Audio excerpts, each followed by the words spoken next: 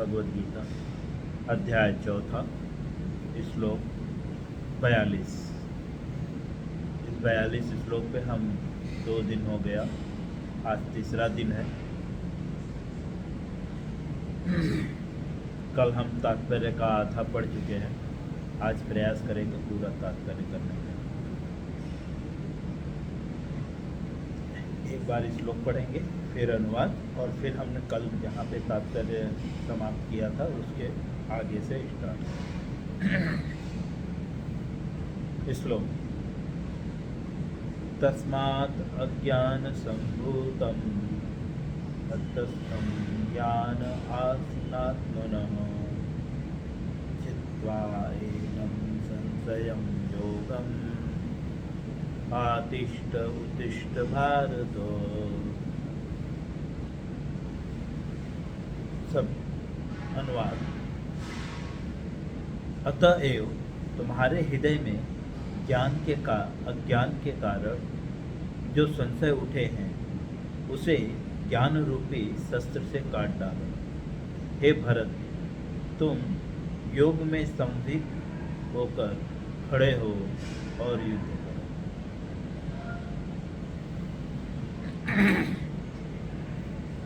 अर्जुन को भगवान बताते हैं कि जो अज्ञानता के कारण जो संशय उत्पन्न हुआ है कि मैं क्या करूं या क्या ना करूं,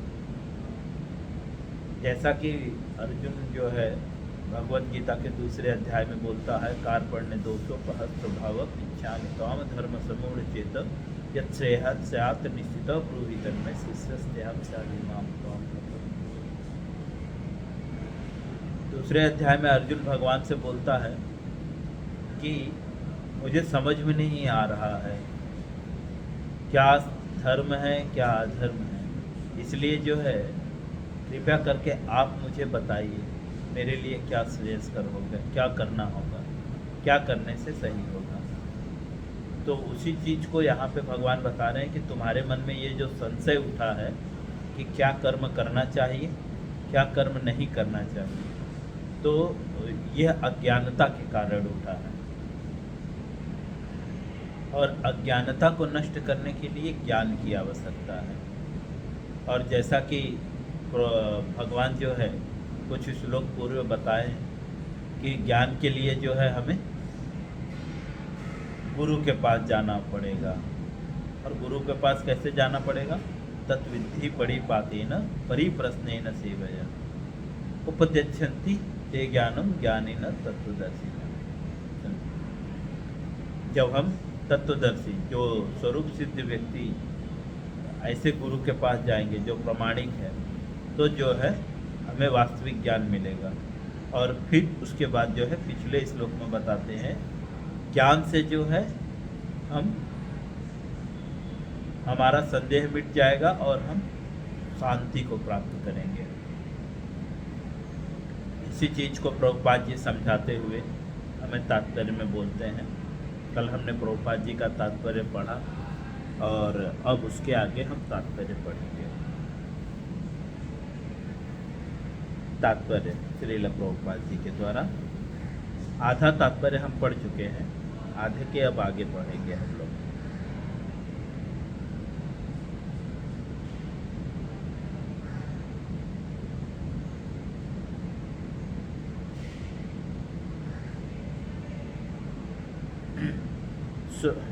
स्वरूप कहाँ पे थे हम लोग? उसके लिए भगवान के अंश स्वरूप आत्मज्ञान को प्राप्त करने में कोई कठिनाई नहीं होती। जैसा कि हमने कल पढ़ा था ये लाइन कि जो स्वरूप से जो भगवान के बताए हुए मार्ग का पालन कर रहा है उसके लिए जो है आत्मज्ञान अर्थात आत्मा के विषय में जो ज्ञान है उसको प्राप्त करने में कोई कठिनाई नहीं होती। कि अर्थात प्रभुपाद जी यहाँ पे समझा रहे हैं कि अगर हम भगवद गीता के आदेशों का पालन करें अच्छे से, जैसा भगवद गीता में जो मार्ग बताया गया है, जो विधि बताई गई है, तो हमें स्वयं को जानने में कठिनाई नहीं होगी। आगे बताते हैं ऐसा ज्ञान लाभप्रद है। ऐसा ज्ञान लाभप्रद है अर्थात जो आत्मा के विषय में ज्ञान है, जो आत्मज्ञान है, ऐसा ही ज्ञान जो है लाभप्रद है, मतलब फ़ायदेमंद है। बाकी सारे कोई भी ज्ञान जो है फ़ायदेमंद नहीं है, क्योंकि ऐसा व्यक्ति भगवान के दिव्य कार्यकलापों को समझ सकता है। तथा प्रभुपाद जी लिख रहे हैं आगे, क्योंकि ऐसा व्यक्ति जो आत्मज्ञान प्राप्त कर चुका है, ऐसा व्यक्ति जो है भगवान के दिव्य कार्यकलाप को समझ सकता है। इस अध्याय के प्रारंभ में स्वयं भगवान ने अपने दिव्य कार्यकलापों का वर्णन किया है।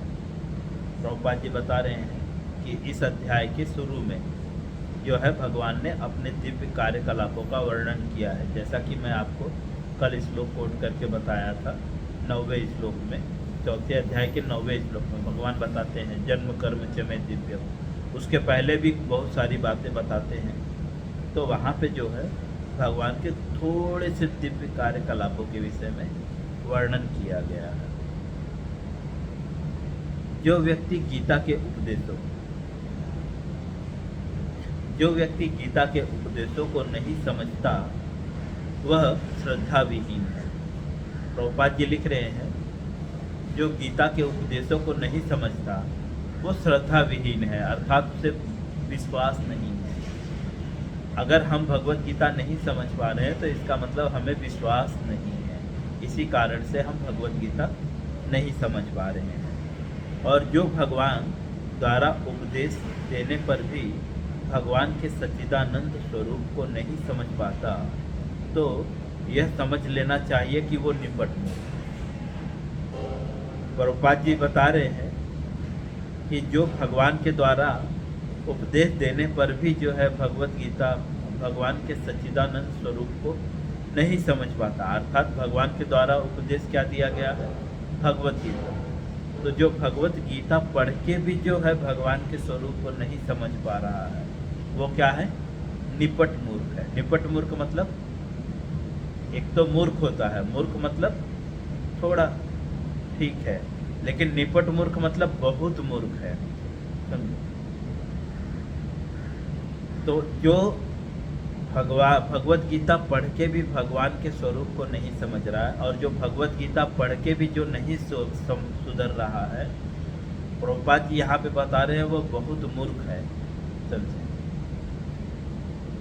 और जो है वो श्रद्धा विहीन है। उसको जो है वो सिर्फ बोल तो रहा है मैं भगवान की भक्ति कर रहा हूँ सब, लेकिन उसको वास्तव में भगवान पे भरोसा नहीं है, भगवान को मानता नहीं है वो।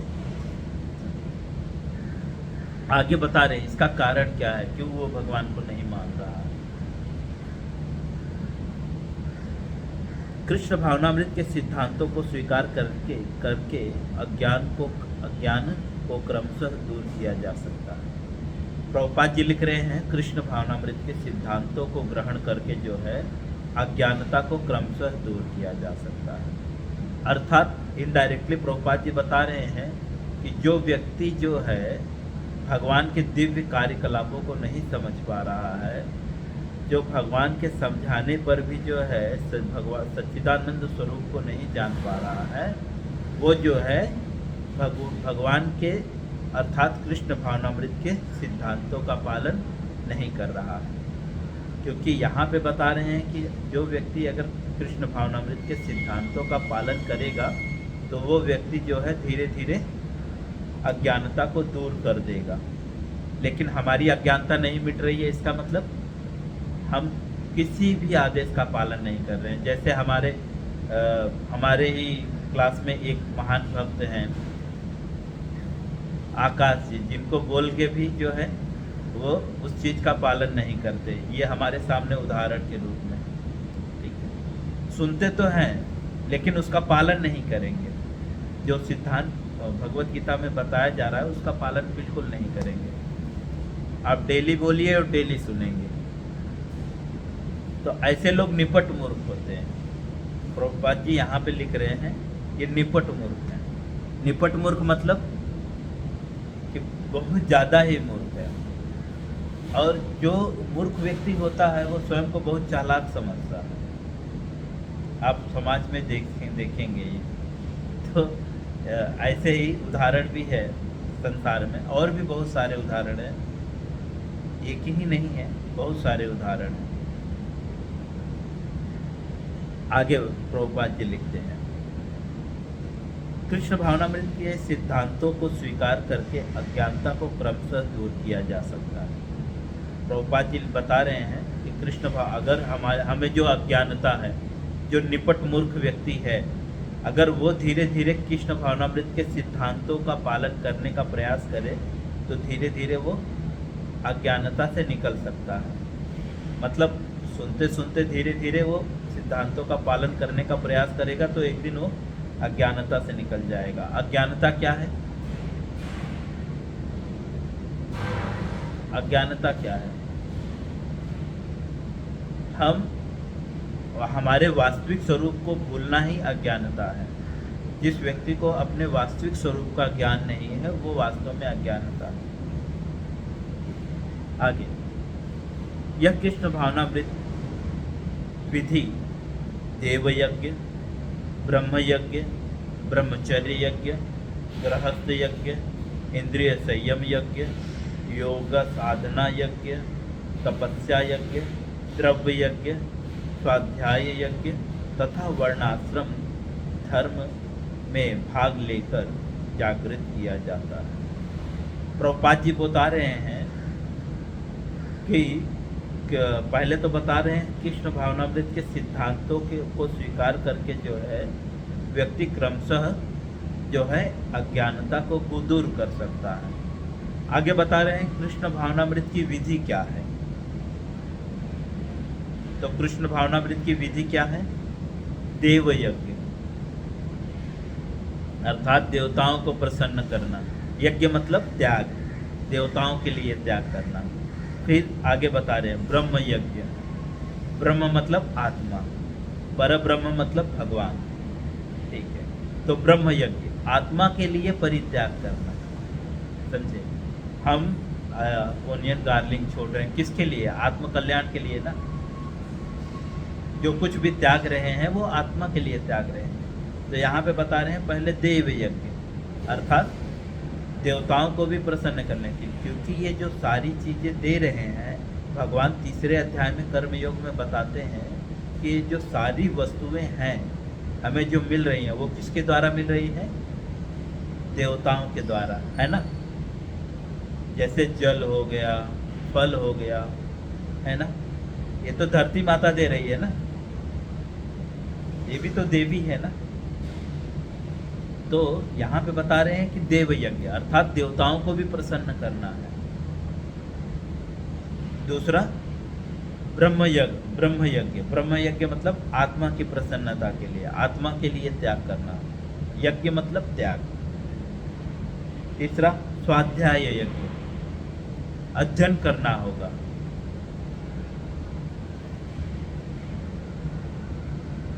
सॉरी, देव यज्ञ, ब्रह्म यज्ञ और ब्रह्मचर्य यज्ञ, ब्रह्मचर्य का पालन करना होगा।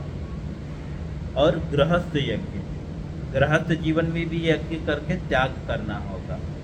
समझे? यहाँ पे सब त्याग की बात बता रहे हैं। और इंद्रिय संयम यज्ञ, इंद्रिय संयम भी करना होगा हमें।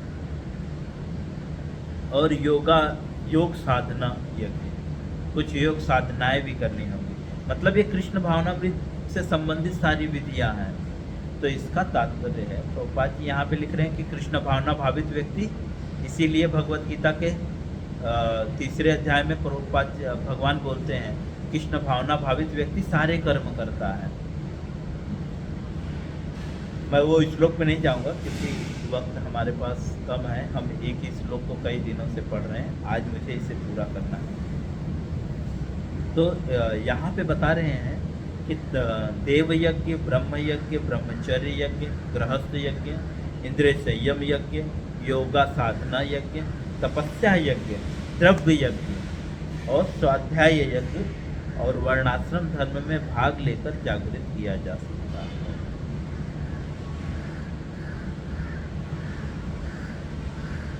ये सब यज्ञ कहलाते हैं। प्रभुपाद जी बता रहे हैं ये सब क्या कहलाते हैं? यज्ञ कहलाते हैं। और यहाँ पे बता रहे हैं जो कृष्ण भावनामृत की विधि है वो ये सारे यज्ञ में आ जाता है। अर्थात जो भक्त है वो ये सारे कर्म करता है। आगे ये सब यज्ञ कहलाते हैं और ये सब नियमित कर्म पर आधारित हैं। प्रभुपाद जी बता रहे हैं ये यज्ञ कहलाते हैं और ये नियमित कर्म पर आधारित है। जैसा कि हम तीसरे अध्याय में पढ़ चुके हैं, नियमित कर्म का अर्थात जो नियति के द्वारा हमारे लिए निर्धारित किया गया हुआ है और एवरीडे करने वाले कर्म हैं। तो इन सब यज्ञों का अभ्यास करके हम धीरे धीरे कृष्ण भावनामृत में ऊपर उठ सकते हैं, अर्थात अज्ञानता को नष्ट कर सकते हैं। किंतु इन सब कार्यकलापों के भीतर सबसे महत्वपूर्ण कारण आत्म साक्षात्कार है।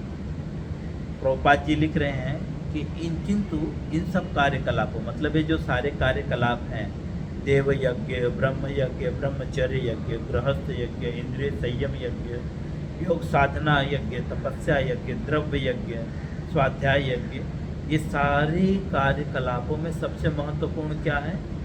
आत्म साक्षात्कार। जो इस उद्देश्य को खोज लेता है वही भगवत गीता का वास्तविक पाठ है। प्रभुपाद जी बोल रहे हैं कि जो इन सब में इस उद्देश्य को खोज लेता है, मतलब वो यह सब करता है लेकिन किसके लिए करता है? आत्म साक्षात्कार के लिए करता है, भोग के लिए नहीं करता। जैसे लोग देव यज्ञ, देवता को किस लिए प्रसन्न करना चाहते हैं? कि मुझे पैसा मिले, है ना, सुख मिले। लेकिन जो कृष्ण भावना भावित व्यक्ति होता है वो उसकी क्या इच्छा होती है? मुझे कृष्ण भावना भक्ति मिले। वो भी देव यज्ञ करता है, अर्थात वो भी देवताओं के लिए त्याग करता है, देवताओं को देता है। त्याग मतलब देना, या तो कुछ चीज़ का मतलब उसकी आसक्ति को छोड़ना। तो देवताओं को हम कुछ देते हैं ना, मंदिर जाते हैं, नारियल लेकर जाते हैं, केला लेकर जाते हैं, ऑफर करते हैं ना, उनको देते हैं ना। तो यहाँ पे बता रहे हैं कृष्ण भावना भावित व्यक्ति भी ऐसा करता है, लेकिन उसका लक्ष्य क्या होता है? आत्म साक्षात्कार। वो चाहता है, प्रे करता है कि मुझे आत्म साक्षात्कार मतलब मुझे आत्मा का ज्ञान हो जाए, मैं कौन हूँ ये मुझे ज्ञान हो जाए। तो बता रहे ऐसा व्यक्ति जो है भगवत गीता को समझ सकता है, मतलब वो सारे यज्ञ जो व्यक्ति करता है लेकिन आत्म साक्षात्कार के उद्देश्य से करता है, ऐसा व्यक्ति जो है भगवत गीता के वास्तविक उपदेश को, ऐसा व्यक्ति जो है भगवत गीता का वास्तविक पाठक है। अर्थात वास्तविक पाठक मतलब जो वास्तव में भगवत गीता पढ़ रहा है। जो भगवत गीता वास्तव में नहीं पढ़ रहा है वो बोलेगा देवता की पूजा नहीं करनी चाहिए, इन लोग को कुछ भी नहीं देना चाहिए, ये मत करो, वो मत करो। लेकिन यहाँ पे बता रहे हैं वो सारे कर्म करता है। देखो लिखा हुआ है, मैं नहीं बता रहा, यहाँ पे लिखा रहा है देव यज्ञ, अर्थात देवताओं को भी प्रसन्न करने के लिए कर्म करता है। और बता रहा है ब्रह्म यज्ञ, आत्मा को प्रसन्न करने के लिए। और गृहस्थ यज्ञ, इंद्रिय संयम भी करना है, यहाँ पे भी बता रहे हैं इंद्रिय संयम यज्ञ। समझो, स्वाध्याय यज्ञ, स्वाध्याय मतलब पढ़ना, वो पढ़ाई भी करता है। द्रव्य यज्ञ, वो दान भी देता है, लेकिन किसके लिए? भगवान को जानने के लिए, आत्म साक्षात्कार प्राप्त करने के लिए। तो आगे लिखते हैं, किंतु जो कृष्ण को प्रमाण नहीं मानता वह नीचे गिर जाता है। अब यहाँ पे आ रहे हैं जो कृष्ण को प्रमाण नहीं मानता, अर्थात ये सारे यज्ञ जो व्यक्ति करता है लेकिन कृष्ण के लिए नहीं करता, वो नीचे गिर जाता है। अर्थात अगर हम देवता की सेवा करेंगे और लेकिन हमारे मन में ये नहीं रहेगा कि हम कृष्ण के लिए करें, तो क्या होगा? हम नीचे गिर जाएंगे। अतः मनुष्य को चाहिए कि वह सेवा तथा समर्पण समेत किसी प्रामाणिक गुरु के निर्देशन में भगवत गीता या अन्य किसी शास्त्रों का अध्ययन करें। प्रभुपाद जी बता रहे हैं इसीलिए जो है मनुष्य को चाहिए, क्या चाहिए कि सेवा तथा समर्पण के, सेवा तथा समर्पण समेत, सेवा मतलब,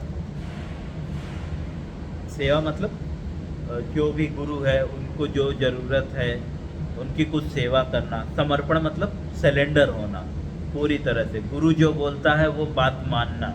ऐसा नहीं कि प्रभु जी एक कान से बोल रहे हैं और दूसरे कान से निकाल देना, जैसे हमारे आकाश उदाहरण के रूप में, ठीक है। इनको कल भी बोला तिलक लगा कर आइए, बिल्कुल नहीं, क्योंकि एक कान से सुन रहे दूसरे कान से निकाल रहे। तो ऐसे आप जो है भगवत गीता को नहीं समझ सकते। भगवत गीता को समझने के लिए प्रभुपाद जी लिख रहे हैं यहाँ पे कि मनुष्य को चाहिए कि सेवा तथा समर्पण समेत प्रामाणिक गुरु के निर्देशन में भगवत गीता का या अन्य किसी शास्त्रों का अध्ययन करें। प्रामाणिक गुरु अर्थात जो सब कुछ भगवान के लिए छोड़ दिया है, जिसने जो कुछ कर्म करता है वह अपने इंद्रिय तृप्ति के लिए नहीं करता, वह दूसरे के इंद्रिय तृप्ति के लिए करता है। कृष्ण के इंद्रिय तृप्ति, दूसरे मतलब कृष्ण के इंद्रिय तृप्ति के लिए करता है। निजेर इंद्रिय तृप्ति वांछा तारे नाम था, कृष्णेरे इंद्रिय तृप्ति वांछा हरे प्रेम था।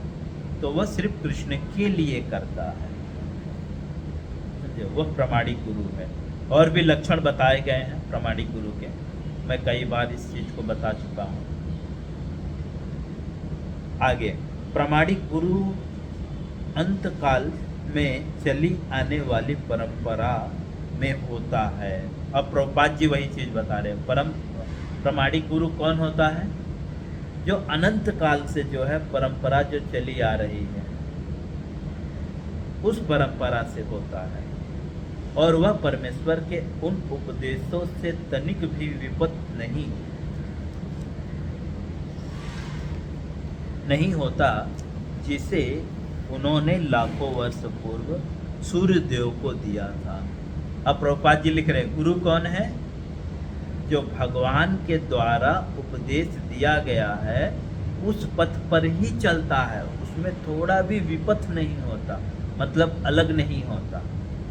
जो भगवत गीता में बताया गया वो, और भगवत गीता में कब बताया गया है? लाखों वर्ष पूर्व जो उपदेश भगवान ने सूर्यदेव विवस्वानु को दिया था, उस उपदेशों का पालन करता है।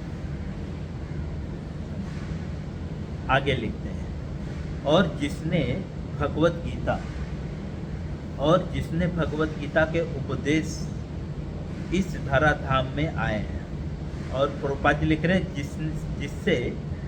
जिनसे भगवत गीता के उपदेश इस धराधाम पे आए, अर्थात भगवान ने सूर्यदेव विवस्वानु को उपदेश दिया, विवस्वानु ने मनु को उपदेश दिया, मनु ने इक्ष्वाकु को उपदेश दिया। तो बता रहे इस परंपरा से जो ज्ञान हमारे तक आया है, इस परंपरा से वो ज्ञान प्राप्त करता है। अतः गीता में ही व्यक्त भगवत गीता के पथ का अनुसरण करना चाहिए। अब प्रभुपाद जी हमें बोल रहे हैं, इसलिए जो है गीता में जो पथ बताया गया है उसका ही अनुसरण करना चाहिए। मतलब भगवत गीता जैसा बता रहा है ना, वैसा ही हमें चलना चाहिए, दूसरा कोई विधि नहीं। अगर भगवत गीता के अलावा कोई विधि बता रहा है तो उसका पालन नहीं करना चाहिए। यहाँ पे प्रभुपाद जी ये लिख रहे हैं, और उन लोगों से सावधान रहना चाहिए। देखिए प्रभुपाद जी बोल रहे हैं किन लोग से सावधान रहना चाहिए?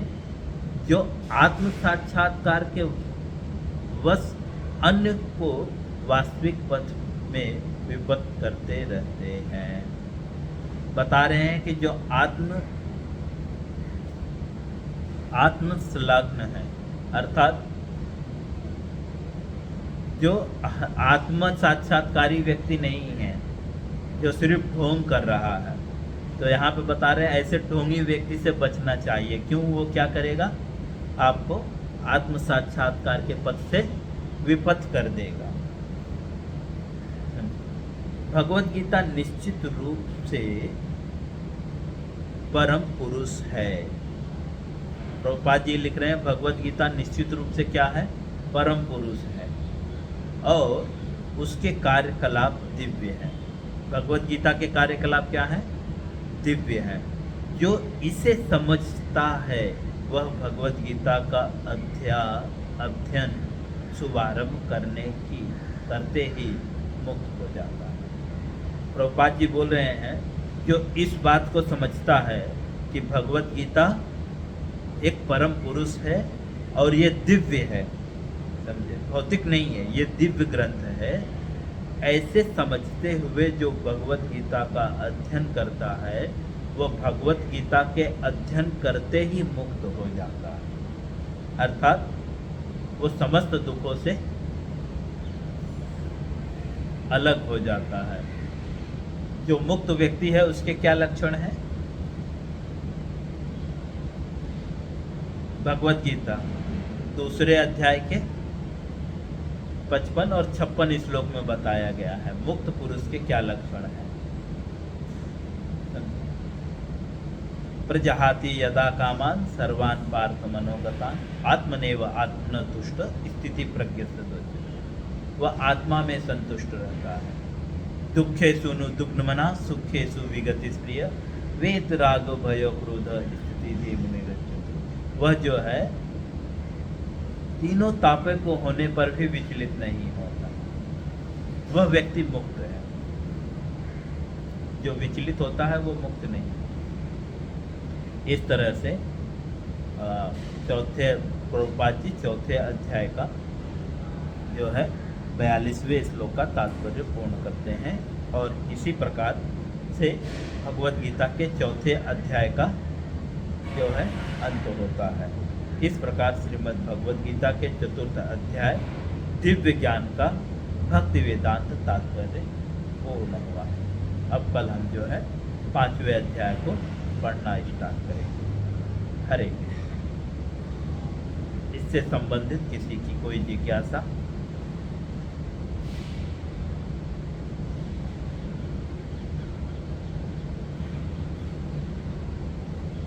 किसी को कुछ पूछना है, ठीक।